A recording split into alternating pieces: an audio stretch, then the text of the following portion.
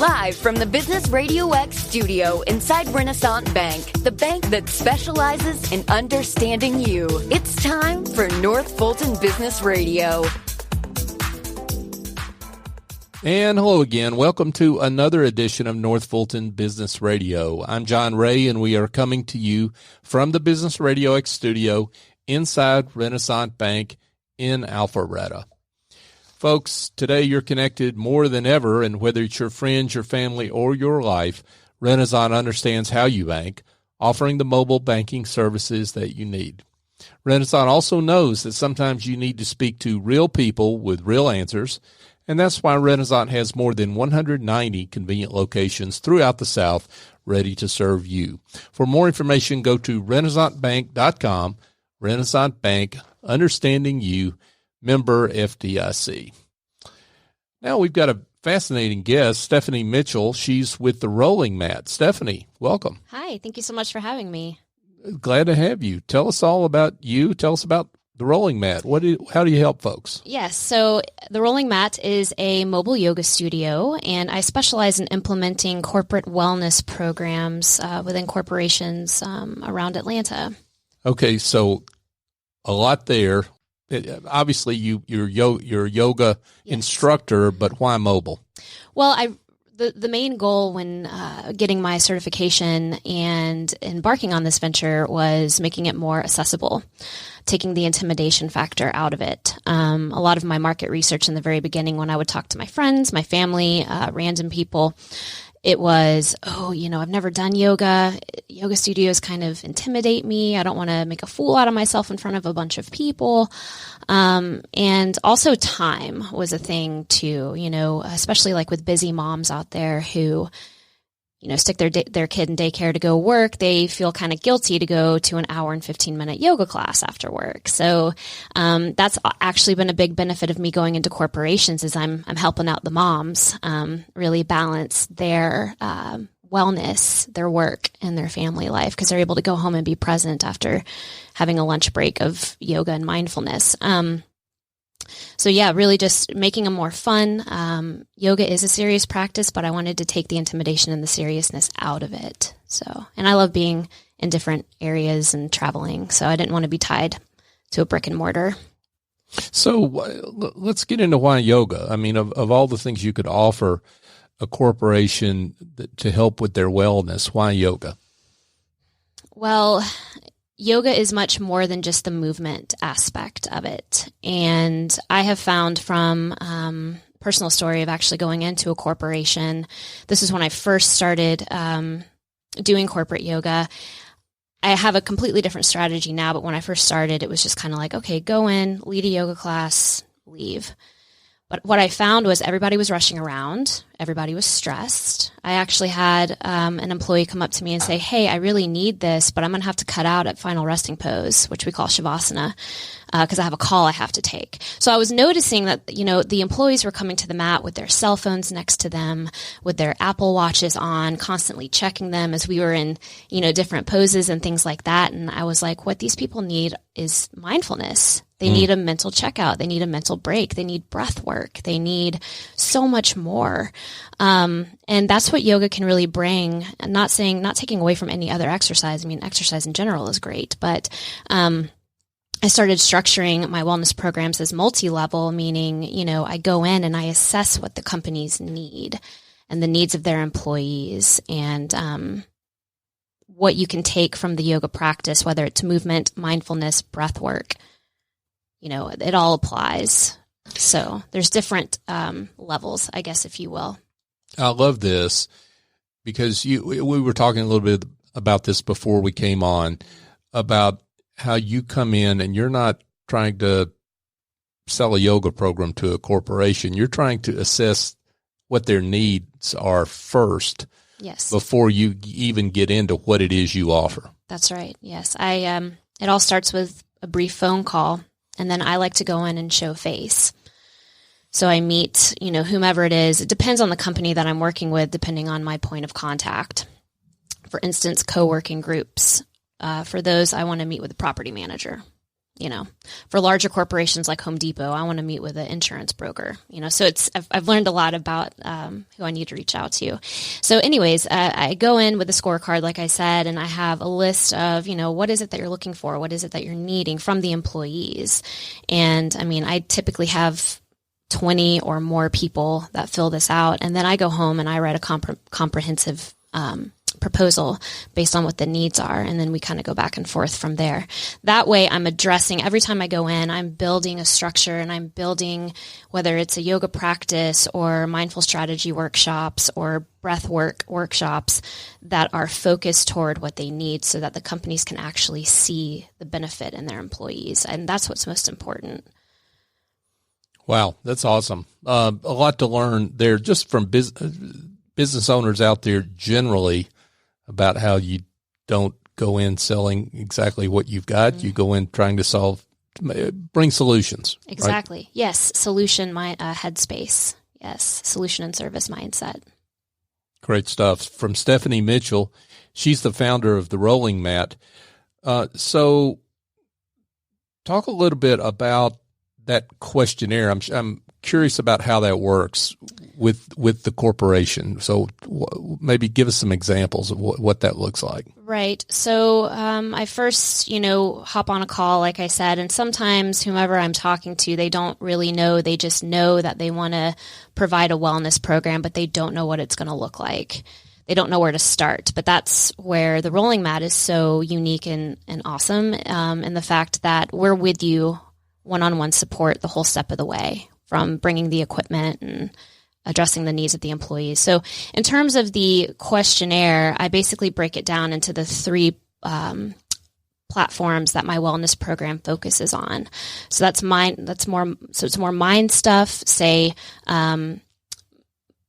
mental boosting workshops to get more engagement within employees, more teamwork, more clarity if they're working on a big project, things of that nature. And then there's activities. So that's the different styles of yoga. So a lot of times there's a lot of pain points, physical pain points from those working in corporate America, because not only are they sitting for long periods of time or even standing, they're under a lot of stress. And over time, you don't realize what that stress actually does to your body and how it actually locks you up, So 9 times out of 10, it's stretch, yin yoga, which is like a slow stretch style of yoga, restorative yoga. Honestly, I don't get a whole lot of people interested in power yoga, because that's also a really good thing about inviting yoga into the workspace as well, is that, employees take advantage of it because they're like, okay, I don't have to necessarily shower after this. I'm not going to go back to my desk all like sweaty and gross, but I'm still going to get my breath work in and my workout in. And then the third tier would be off-site support. So I have a virtual library, which actually has videos that I have made of stretches that you can do from your desk, chair yoga, or even a little bit of like quick power yoga flows if people are more into that, healthy recipes, different advice that I give for keeping the mindfulness. So if I come into a corporation and I'm leading workshops or yoga classes, once a week or once a month, they still have access to me when I'm not there. So I'm there 100% accountability.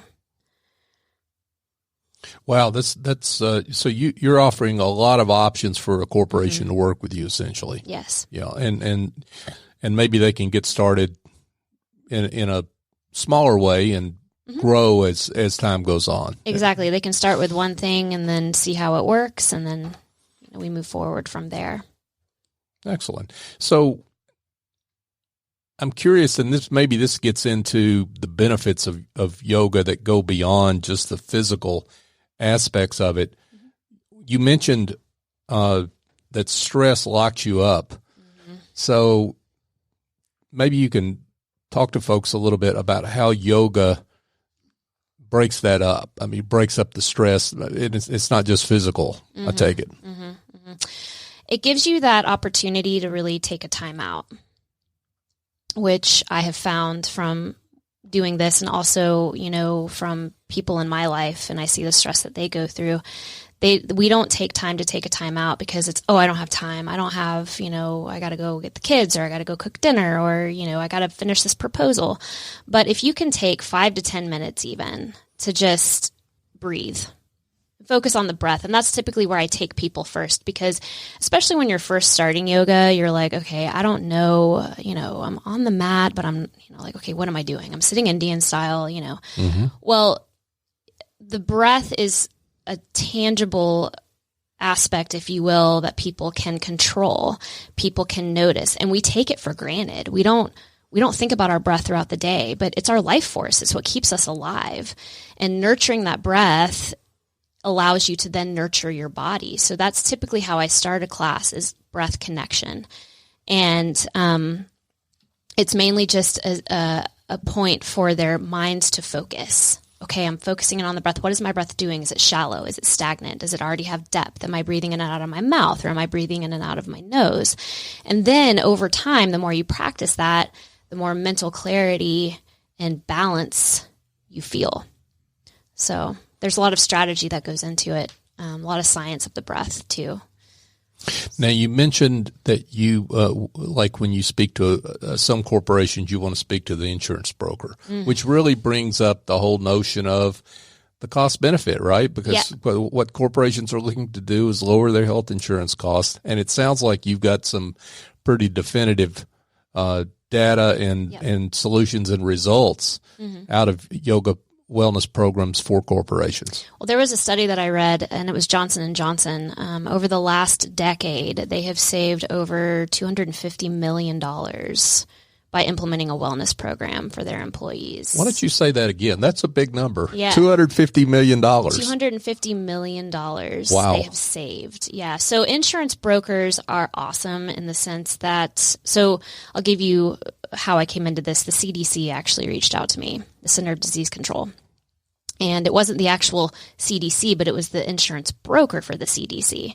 So this is how I kind of found out about all of this. And, I was like, okay, so you're an insurance broker. Okay. And, she explained, she's like, we help them with their health insurance for their employees. And she said, I've been talking to them about implementing a wellness program because straight from her, it's going to, it either gives them back money at the end of the year, or it cuts the costs in the beginning of what they have to pay out for their employees.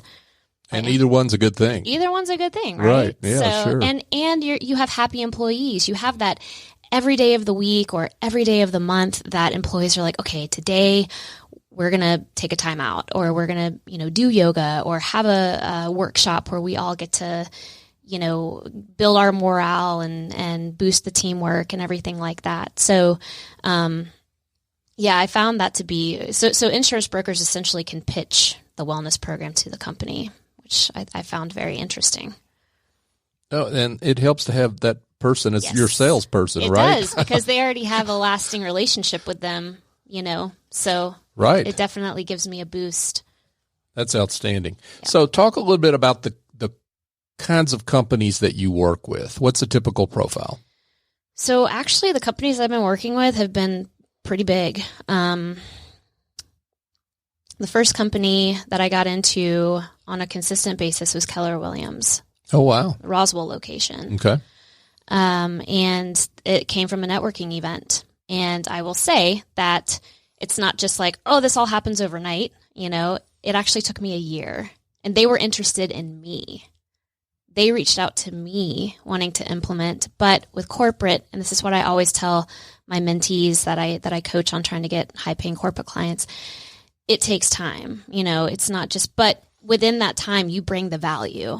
You bring testimonials to the table. You find fascinating articles, that are driven. 'Cause, it's that whole sense of being persistent, but not pushy. But in your persistence, you want to have that value. It's not just like an email where you're like, hey, just following up. It's like an email like, hey, following up. Here's a blog post I wrote on the benefits of wellness and real estate, for an example. So, Keller Williams, got off on a tangent there. No, that was a great tangent, by the way. And that was something a lot of business owners need to hear. I mean, just in general. Exactly. But, that's great work. Keller Williams, Whole Foods, the new location in Midtown. Excellent. And then my most recent is Acuity Branding, which is in Conyers. But again, that came from one of my events that I led. they reached out to me and we see you're mobile, you have all the equipment, we'd love to have you. So. Awesome. Yeah. Stephanie, talk a little bit about the mentoring piece of what you do. So you work with other yoga instructors help them with their business. Mm-hmm. I do. So throughout this whole process, I'll just go ahead and back up and say that in yoga training, you're not taught anything about yoga and business. I went into my yoga training coming from corporate, coming from college with a business mindset. And knowing that it was funny. I have a girl that handles my social media for me, and she said, "You have a really good way of balancing being a hawk and a dove." Ooh, I like that. Yeah, I do too. I'm like, yeah. Ooh, that's cool. That could be like a cool tattoo or something. But, but it's you have to, with corporate, there's specific language that you have to use, but then there's also that passion that I have for bringing this wellness and this comfort and this mindfulness to people that I'm constantly in balance with. And I think if you're starting a yoga business, whether it's a brick and mortar studio, or you want to be mobile, or you want to lead large scale community events, you got to wrap that mindfulness around the business sense. And a lot of yoga teachers struggle with that because they don't want to take away from the genuine aspects of the practice and lose their authenticity and things like that. But it doesn't have to be that way. It's really all about your clarity and your message, and providing the value. And most recently, I found through my work in doing this that a lot of yoga teachers are like, how are you doing this? How are you balancing that? How are your events so big? I had to give it up and go back to corporate because I couldn't figure out how to make ends meet. And after hearing that repetitively, it broke my heart. I'm like, no, you have a passion. You should be able to live that passion. And yoga is a business. It's an $80 billion business. So don't tell me that you can't make money from it, and be genuine in doing so. So most recently, I've been coaching yoga teachers on how to get corporate clients because there is more money in it. They're consistent. You can get them into a retainer type deal, which is what I do and what I coach other yoga teachers to do. So I put them through my process. And it really starts with clarity, vision, your audience, who it is you want to work with. Because even with corporate, okay, do you want to work with large scale corporations? You want to work with small ones? You want to work with tech companies? You want to work with co-working spaces? There's a lot of different pockets and areas that you can go into. Okay, I got to get back to what we were talking about earlier. So how do you respond to the mentee, as it were, mm-hmm. your students when they say, "Yeah, but if I narrow in, I'll lose out on other opportunities," right? If I narrow in on tech companies, for example, I'll lose out on other opportunities. Mm-hmm. Well, if you're speaking to everyone, you're speaking to no one. Stephanie Mitchell just dropped the mic on niching. I love it. That's fantastic. You have to realize that you got to start somewhere mm-hmm. specialized, and you're going to make money doing that because it's a niche market that you've created for yourself. And then you bring the value. You bring the value in that market. Other people start to see it. Other people start to pick up on what it is that you're doing. They love it. They think your messaging is great, and then they reach out to you, and then you start just climbing the ladder in that way. You got to start somewhere, though, and right. You got to be clear on where that is. A lot of mentees start with me, and they start with one direction, like, okay, I want to teach private clients. All right, well, what kind of private clients do you want to teach? And then they get to a point where I don't even really want it. And then I put them through my process, my system that I have. And they're like, well, I don't really know if I want to teach private clients anymore. I kind of want to do what you do and do corporate. Like, what you're doing is awesome, So then it kind of struck, that's kind of how it all started with that. Makes perfect sense. So you talk a little bit about how I'm a yoga teacher. I feel like my practice is floundering. I want to work with you. How do you work with me? How does that process work? So we kick it off always with clarity. So what your vision is, who it is that you're wanting to impact, and why. And the why is most important. And I had a mentor tell me one time, your why needs to make you cry. Like it needs to give you goosebumps every time you think about why you're doing it, what you're doing. When I think about going into a corporation and improving the company culture and making corporate employees' lives better, I get goosebumps. I get butterflies in my stomach. So audience, knowing the pain points of your audience. So if you're wanting to work with, a private client who is, I had one who niched into private clients 50 plus. She wanted to work with older people. So it's like, okay, well, what are some of their pain points? And then you speak to that. So then we go into messaging. We paint a picture of value. And I'll take an example, actually. I was listening to your show before I came on, and you had, I forget his name, but it's Christian Brothers Automotive. Oh, yeah. Yeah. And I remember him from the North Fulton Chamber standing up and giving his spiel, and he painted such a great picture. Because as a woman, and I know like a lot of women have probably said this to him, as a woman going into an automotive place, it's kind of overwhelming and I don't know, you don't really feel taken care of, but even just him standing up and speaking and painting that picture of who it is that he serves and what his space is like and how they serve you, that, that was very compelling to me.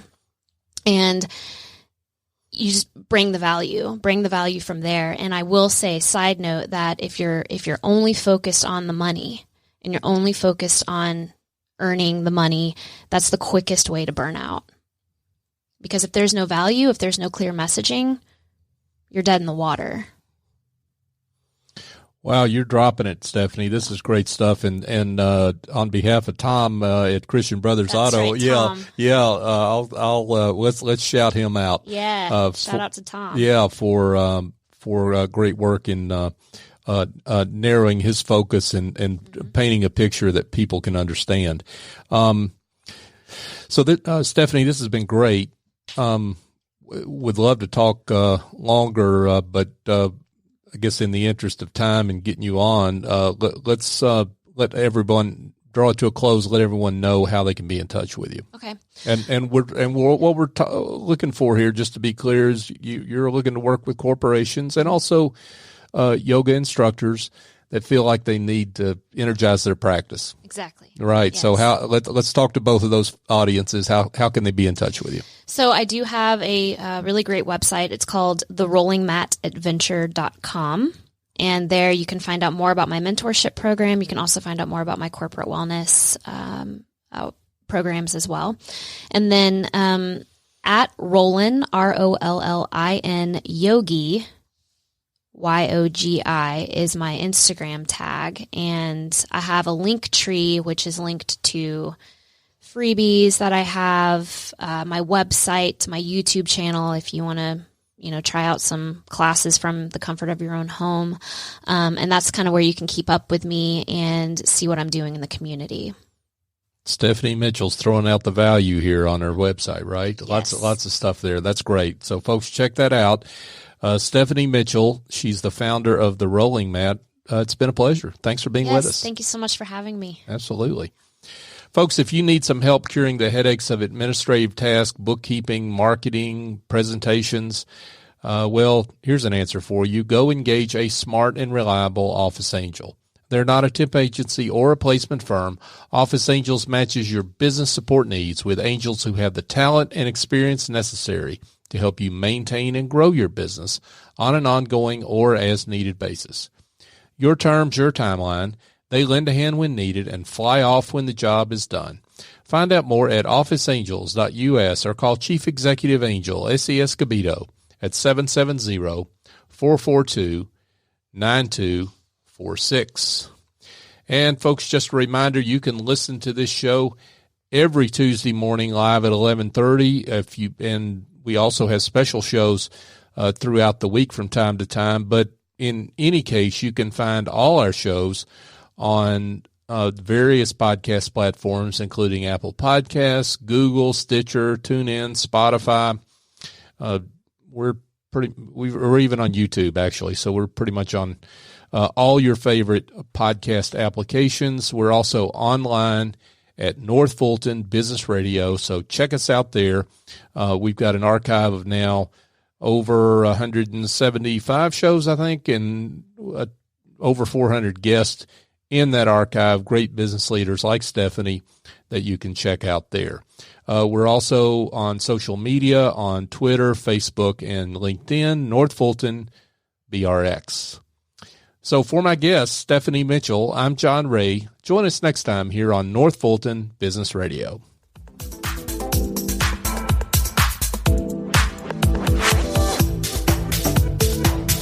Renaissance Rewards Extra is the checking account that checks all the boxes. Roadside assistance? Check. Cell phone insurance? Check. More than local shopping discounts? Check. Up to $25 per month in ATM refunds and a great rate? Check. All in an easy-to-use mobile app. To open an account or find out more about Renaissance Rewards Extra Checking, go to renaissancebank.com or visit us at any of our more than 190 locations throughout the South. Renaissance Bank. Understanding you. Member FDIC. Equal housing lender.